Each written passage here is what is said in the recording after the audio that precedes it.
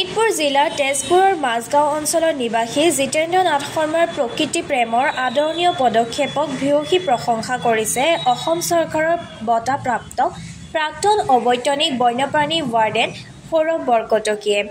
উল্লেখ্য যে যোৱা নিশা মাজগাঁও অঞ্চলৰ জনাঞ্চলত বিচৰণ কৰি থকা এটি জহামালৰ উপস্থিতিৰ বিষয়ে অধ্যাপক সৌৰভ বৰকটকীক অৱগত কৰিছিল জিতেন্দ্ৰ নাথ শৰ্মাই।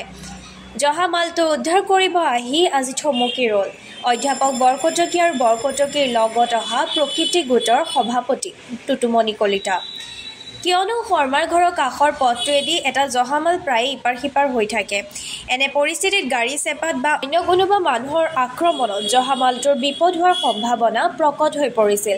যদিও মাইকী প্ৰজাতিৰ জহামালটোৰ পোৱালি থকাৰ সম্ভাৱনাও আছিল। সেয়েহে জিতেন্দ্ৰ নাথ শৰ্মাই জহামালটো নি বনাঞ্চলত ৰখাৰ পৰিৱৰ্তে পুনৰ একে স্থানতে ৰখাৰ মত পোষণ কৰিছিল। এই কথা অধ্যাপক সৌৰভ বৰকটকীক জিতেন্দ্ৰ নাথ শৰ্মাই জনোৱাৰ লগে লগে বৰকটকীয়ে জহামালটো পুনৰ একে স্থানতে এৰি থৈ গৈছিল আৰু জিতেন্দ্ৰ নাথ শৰ্মাৰ প্ৰকৃতি প্ৰেমক নিদৰ্শনক শ্ৰদ্ধা জনায়। জহামালটো পালোঁ চিলিঙৰ পৰা, হয়তো নামিছিলা পোৱালিও থাকিব পাৰে বুলি সন্দেহ হৈছে, কাৰণ হুলস্থুলতা হৈ থাকে। আৰু তেওঁৰ নাম জিতেন্দ্ৰ শৰ্মা। আৰু যিহেতু এজনী মাইকী জহামাল হয়, ইয়াক যদি লৈ যোৱাতে পোৱালিকেইটাকো অকলশৰীয়া হৈ যাব। তেখেতক মই চেলুট দিছোঁ।